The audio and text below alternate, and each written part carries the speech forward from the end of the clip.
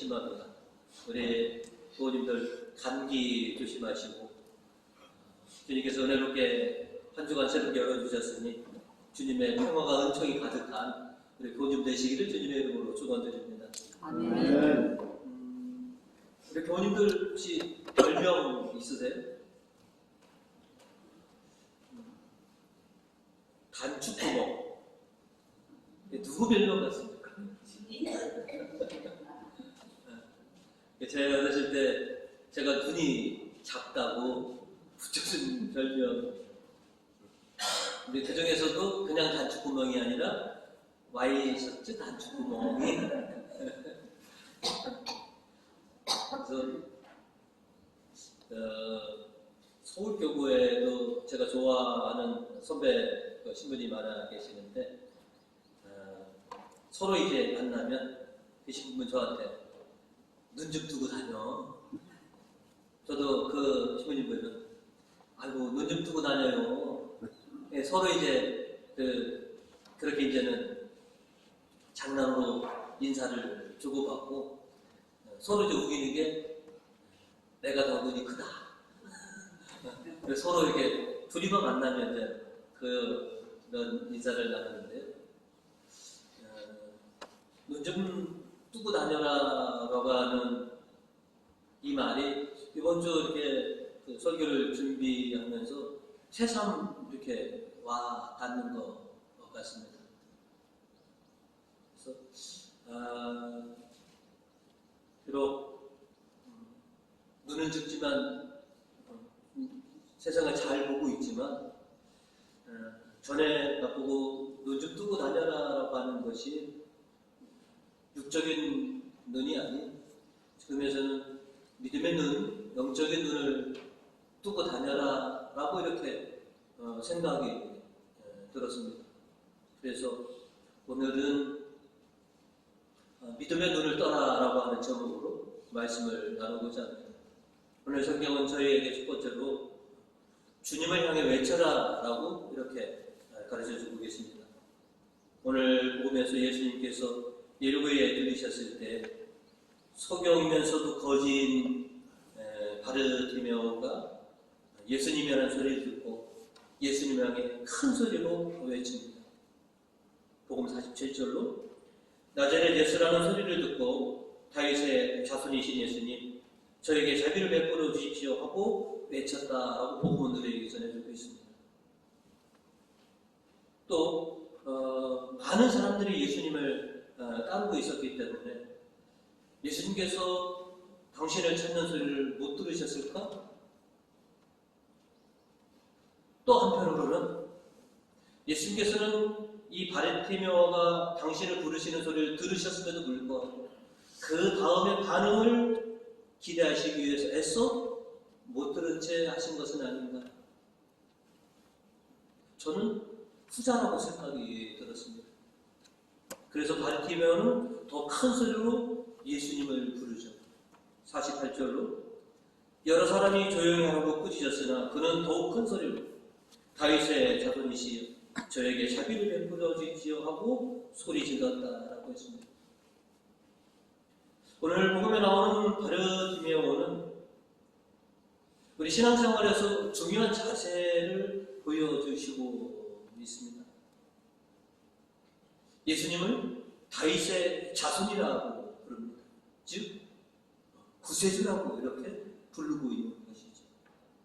그리고 그 구세주인 예수님께 자신의 희망을 모두 걸고 있다라고 하는 것을 우리에게 가르쳐주고 있는 것입니다. 바르티메오가 예수님을 구세주로 알고 예수님께 자신의 모든 희망을 걸은 것처럼 실은 우리들도 예수님을 우리의 구세주로 우리가 믿고 있고 예수님께 우리의 모든 희망을 다 걸고 있는 것은 우리도 마찬가지인 것이죠. 그리고 자신의 소원을 들어달라고 주님께 그렇게 크게 부르짖는 것처럼 우리들도 수시로 주님께 큰 소리로 주님을 쳤고 부르짖었던 우리들의 모습이 바르티메오의 모습이기도 합니다. 어떻게 보면 어린 자식이 아버지를 간절히 찾고 있다라고 하는 것은 지극히 당연한 거라고 생각이 됩니다. 나약한 자식이 무슨 일이 있을 때마다 아버지와 어머니를 그렇게 부르짖는 것처럼 우리들이 아버지 하나님을 부르짖는 것을 아버지께서는 당연하다고 여기고 계십니다. 오늘 일독서 9절로 주님은 이렇게 우리에게 말씀해 주고 계십니다.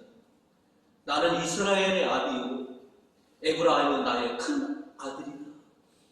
그러니 내가 아들로 여기는 이 백성들을 다시 돌아오게 하고 이 백성들의 간절한 소망을 내가 들어주는 것이 지극히 당연한 일이다.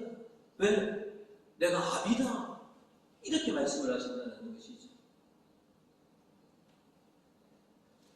하나님을 아버지라고 부르는 것. 예수님을 구세주로 우리가 부릅니다.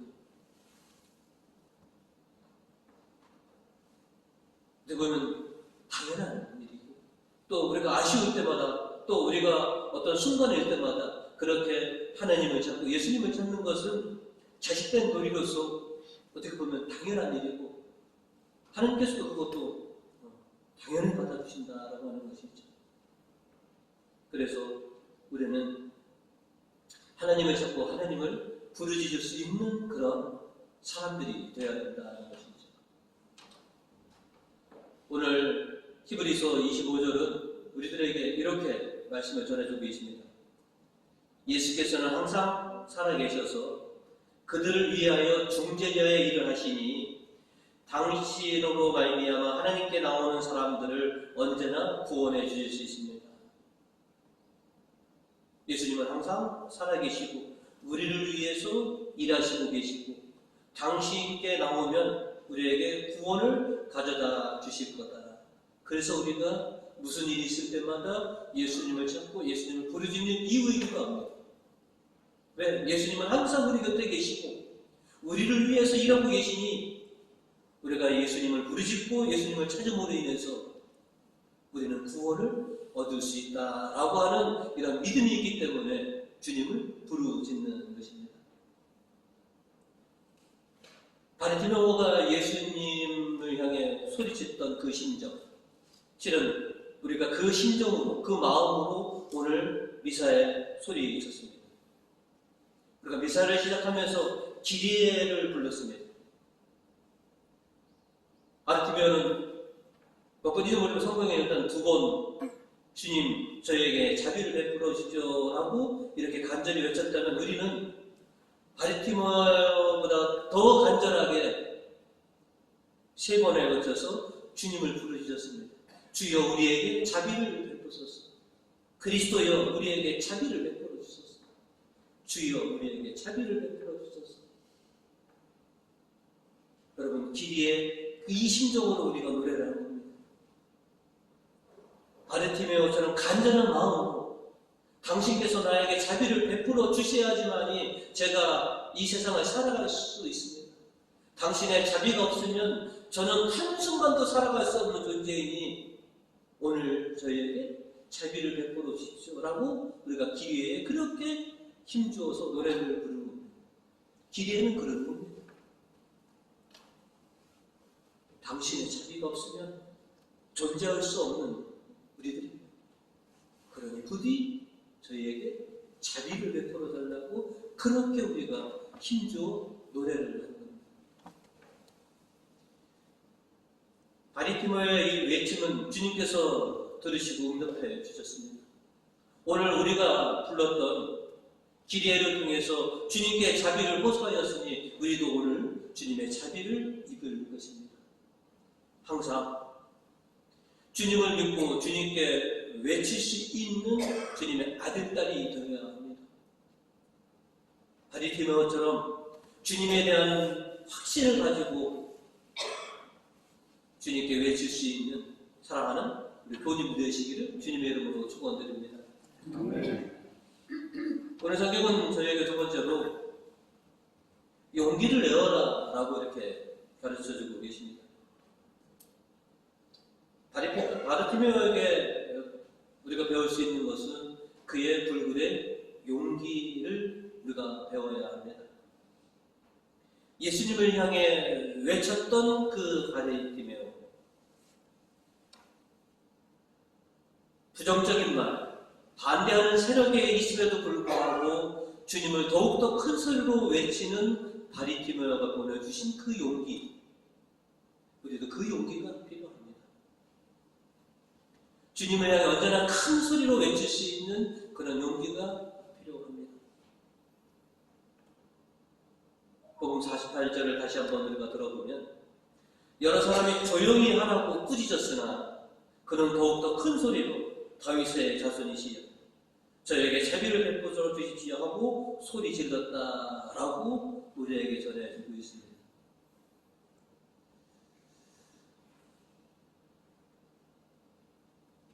예수님께 나오는 것은 어쩌면 용기가 필요합니다. 하나님께 가까이 가는 것은 용기가 필요하기도 합니다. 수많은 반대와 또 부정적인 그런 상황 속에서 주님을 찾고 주님을 부르짖으려면 우리에게 용기가 있어야 합니다. 그리고 우리 곁에는 항상 부정적인 사람들만 있지 않습니다. 긍정적인 신앙으로 우리를 격려해주고 우리를 도와줄 사람들도 또한 있습니다. 많은 사람들이 조용히 하라고 그를 꾸짖고 그를 억눌렀지만 예수님의 말씀을 들은 제자들은 다가가서 바르티메오에게 이렇게 전합니다. 49절 50절에 그들이 소경을 부르면 용기를 내어 일어서 그분이 너를 부르신다 하고 일러주자 소경은 겉옷을 벗어버리고 벌떡 일어나 예수께 다가왔다라고 했습니다.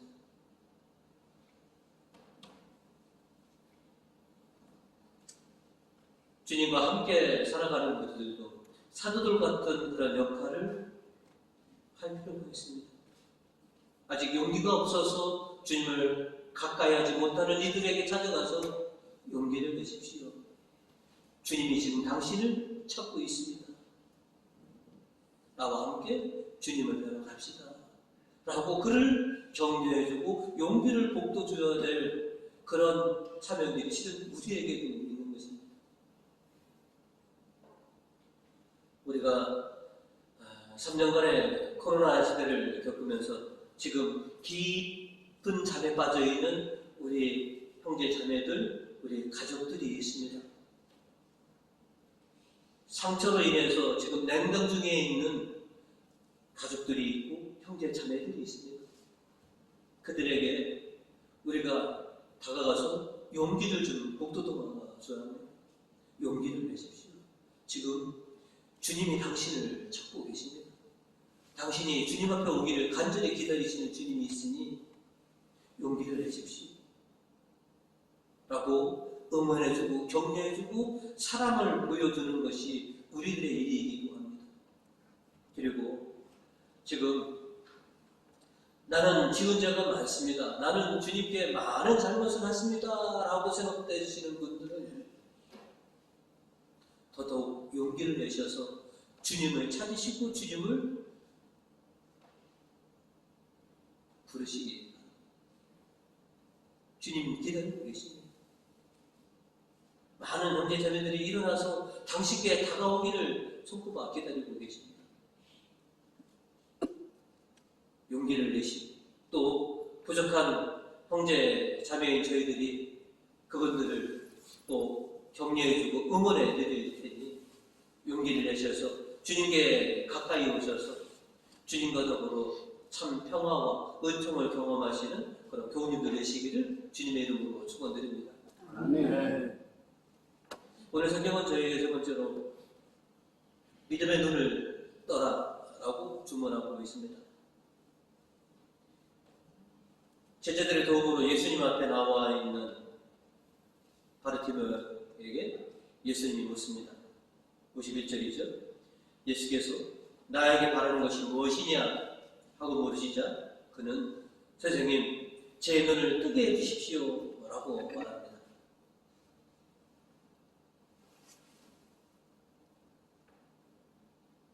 어떻게 보면 지극히 당연한 거라고 생각될지 모르지만 소경이면서 거지라고 했습니다. 눈 떠봐야 거짓입니다. 그죠? 어떤 분들 차라리 그냥 제가 부자로 살게 해주십시오 라고도 할 수 있을 텐데, 근데 왜 제 눈을 좀 뜨게 해주십시오 라고 했을까? 제 이 두 눈으로 예수님 당신을 좀 뵙고 싶습니다.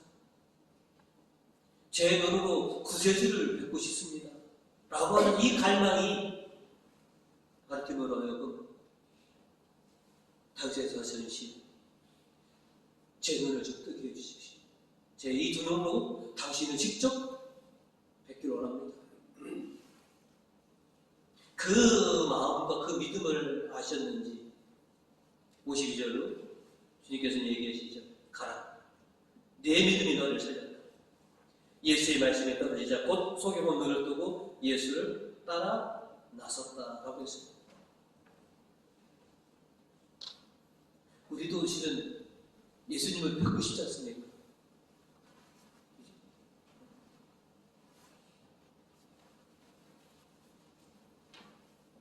예수님이 지금 우리와 함께 계시는 그 모습을 우리도 생생하게 좀 보고 싶습니다. 근데 우리 눈에는 주님을 지금 못 뵙고 있죠.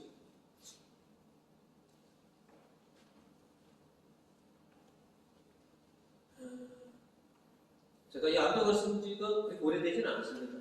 노안이 왔다고 해서 안경을 끼고 있는데 가서 시력을 재보면 1.2, 1.5가 나와서 시력 굉장히 좋으시네요. 이렇게 아무리 시력이 좋더라도 실은 예수님을 지금 뵙지 못하고 있습니다. 눈은 뜨고 있지만 시력은 좋지만 주님을 보지 못하는, 어떻게 보면 소경과 진배 없는 사람이기도 합니다.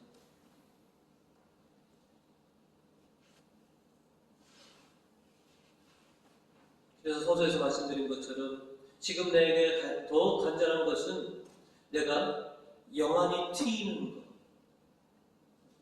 믿음의 눈을 크게 트이는 것, 그게 나의 소망이기도 합니다. 여러분도 예수님 뵙고 싶지 않습니까?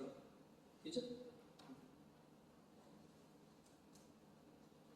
지금은 이 작은 눈으로 주님이 우리와 함께 계시다, 하나님은 현존하시다라고 하는 것을 조금씩 보고 있습니다. 희미하게나마 그것을 보고 있지만 이제 또렷하게 주님의 그 모습을 좀 뵙고 싶은 마음이 있습니다. 그리고 안타깝게도 제 주변에 아직 믿음의 눈을 활짝 뜨지 못하시는 분들이 굉장히 많습니다. 저희 가족들 중에도 있습니다. 그래서 끊임없이 기도합니다.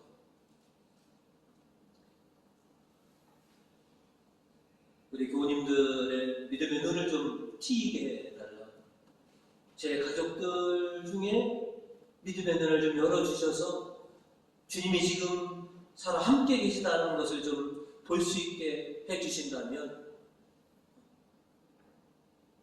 얼마나 감사하겠는가. 그리고 항상 이 세상을 그냥 이 육안으로만 보는 것이 아니라 믿음의 눈으로, 믿음의 시각으로 바라본다면 얼마나 내가 행복할까라고 하는 이 생각을 항상 갖게 됩니다. 그래서 눈 좀 뜨고 다녀라고 하는 그 선배 신부님의 말씀이 또 믿음의 눈을 또 활짝 뜨고 살아가야 된다라고 하는 말씀으로 저에게 다가왔던 것 같습니다. 열왕기하 6장 15절에서 17절에 보시면 예언자 엘리사와 그의 시종 게하지의 이야기가 나옵니다. 시리아 대군이 이스라엘을 쳐들어옵니다. 그리고 성을 에워쓰고 이제 그 공격을 하려고 합니다. 아침 일찍 게하지가 일어나서 보니 시리아 대군이 쳐들어온 것을 보고 큰일 났다. 이거 어떡하느냐. 그래서 엘리야에게 예언자에게 얘기했더니 엘리야 여전히 얘기합니다. 우리 편이 저 편보다 더 맞다. 무슨 말씀이십니까? 우리 편이 어디 있습니까?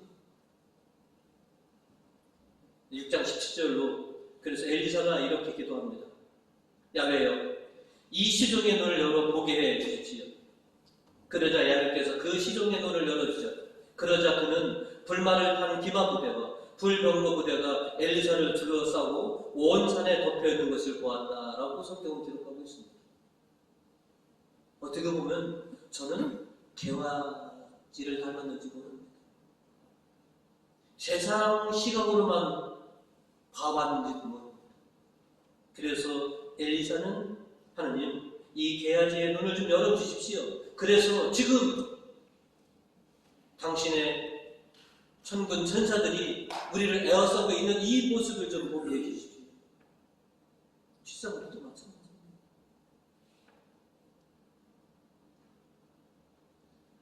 우리는 개화지를 닮아서 그저 세상적인 관점과 시각으로만 세상을 바라보려고 하지만 믿음의 눈이 열리면 하나님께서 우리의 믿음의 눈을 트이게 해주신다면 지금 하나님께서 살아 역사하고 계시는 그 모습들을 우리가 생생하게 볼 수 있을 것입니다.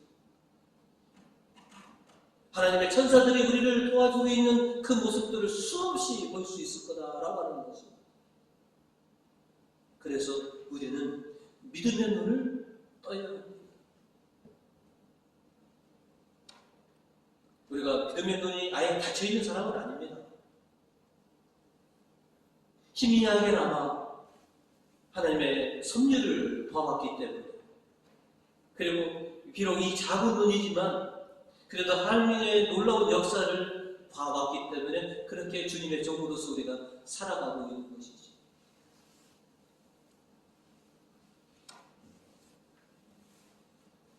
주님은 그런 우리들에게 이렇게 마가복음 8장 18절로 말씀을 주십니다. 너희는 눈이 있으면서도 알아보지 못하고 귀가 있으면서도 알아듣지 못하느냐? 벌써 다 잊어버렸느냐? 왜 너희는 눈이 있으면서도 보지 못하느냐? 왜 귀가 있으면서도 듣지 못하느냐?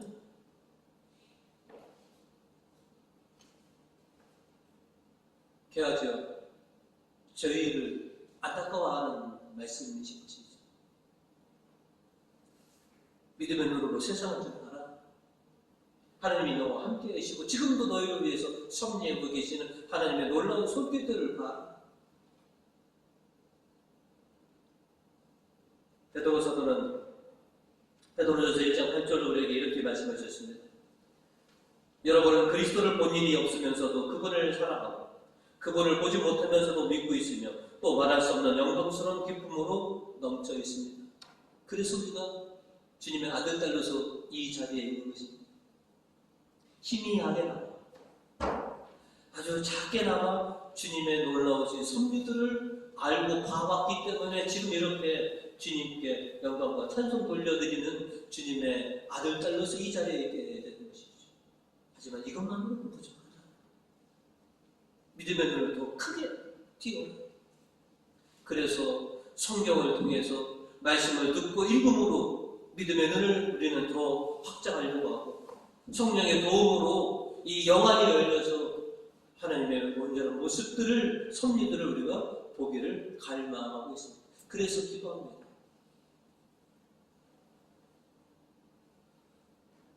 제 시력만 좋게 해주시 마시고 제 영안으로 주님을 뵙게 해주십시오. 바리티모처럼 자신의 그 눈으로 주님을 좀 꼭 뵙기를 원합니다. 그래서 우리도 기도 중에 그런 기도를 합니다. 주님, 당신을 좀 뵙고 싶습니다. 저에게 당신의 모습을 좀 보여주십시오. 라고 우리가 이렇게 기도하곤 했습니다. 우리의 간절함을 들어주셔서 지금보다 좀 더 눈을 좀 크게 좀 띄워주시고 좀 더 선명하게 당신의 놀라운 섭리를 볼 수 있도록 해주신다면 참 얼마나 좋을까 하는 이런 소망을 갖고 있습니다. 그리고 늘 부족한 존재라는 것을 시인합니다. 하나님의 자비가 없으면 우리가 한시도 살아갈 수 없는 존재라는 것을 잘 알고, 그래서 또 심지어 미사 때마다 소리칩니다. 주님, 저에게 자비를 베풀어 주십시오.